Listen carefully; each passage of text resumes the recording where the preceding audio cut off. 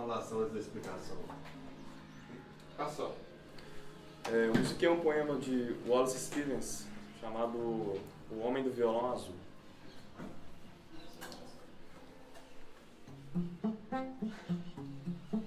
Homem, curvado sobre o violão, como se fosse foice, dia verde.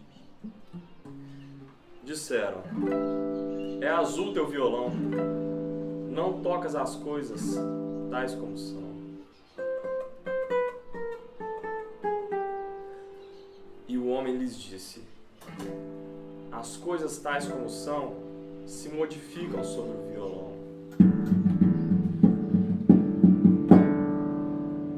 E eles disseram, toca uma canção que esteja além de nós, mas seja nossa.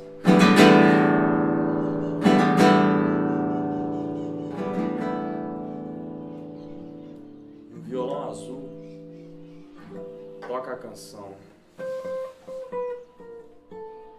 das coisas tais como são.